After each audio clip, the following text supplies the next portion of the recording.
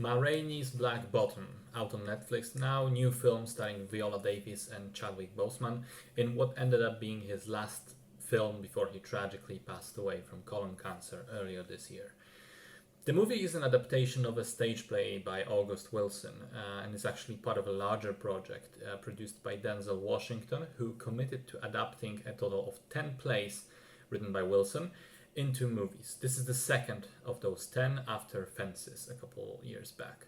The story takes place in 1927 Chicago and centers around a real-life blues legend, Ma Rainey, played by Viola Davis. The events of the movie take place over a single day when Ma and her band arrive in a studio for a recording session. It's a hot day, hot summer day. Some of Ma Rainey's demands are not met. There are arguments about which songs to record and how exactly to do them. There's also a bunch of technical issues, and all around things slowly boil to a heat. And to top it all off, there is increasing tension between the young trumpet player Levy, played by Boseman, who is this, gushing, confident, even arrogant, you could say, young player who wants things to be done his way, and the rest of the band, who are more traditional and want to just do things by the book, record the music and go home. So I'll start like this. On paper, it may seem like theater and cinema are very similar mediums, and that adapting a play to a movie is the simplest thing ever. You just put the actors on a studio stage, turn on some cameras, bam, done. You have a good film. This is not entirely true. Cinema and theater are two very different beasts, primarily because of the different sets of tools available to the artists.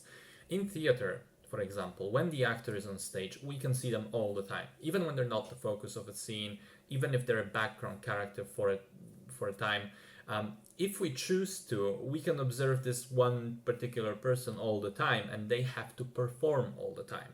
That, of course, puts pressure on the actor, but it also gives them much, much more room for their performance.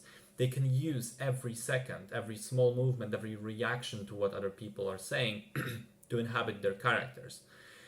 With movies, you don't really have that. The director will often cut between the different takes and camera angles to focus on what's important at any given moment, putting a lot of the other stuff off screen.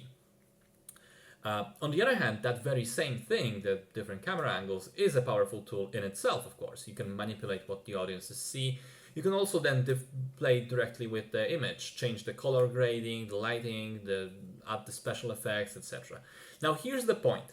I think that most successful stage-to-screen adaptations are the ones that are aware of those differences, and by dropping the tools available only on stage, they instead consciously pick up the new set of tools available for film. A good example would be Doubt, which I recently watched, and the way it uses color palette and outside sets in the winter to project the cold nature of the story. Ma Rainey's Black Bottom unfortunately doesn't do that. It feels like it's a very lazy adaptation in the sense that I can literally just imagine every single scene being done on stage live, and not only would it not hurt, I can think of reasons why it would be better. There's very little creativity in utilizing the freedom that the camera gives you, and the film is just mostly a stage play done in studio. And I found it to be not very engaging, unfortunately. I think that it lacks a central narrative, a central conflict, instead opting to have several different smaller ones over its course that honestly felt a bit disjointed.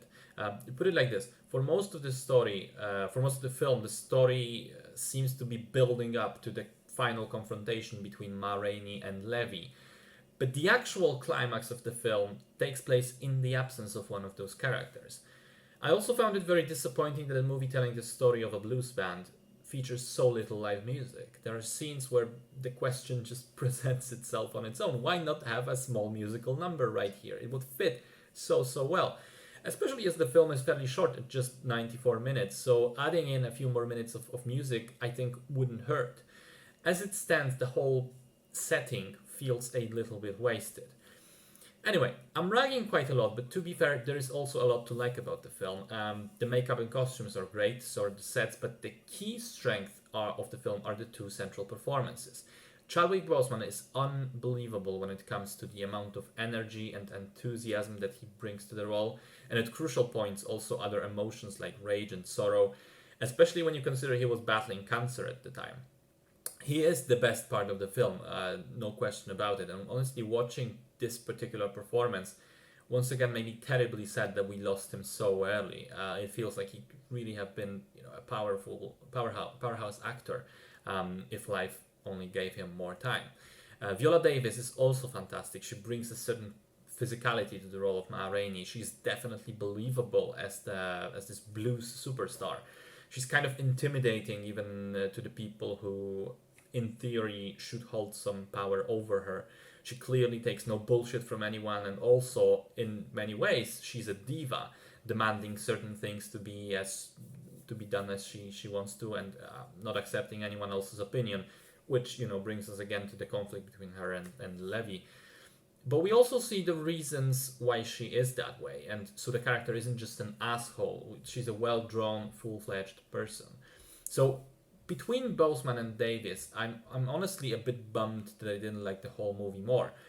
Unfortunately, as strong as their performances are, they don't exactly manage to carry the whole film. And what ends up happening is that there is some genius acting in an otherwise average movie.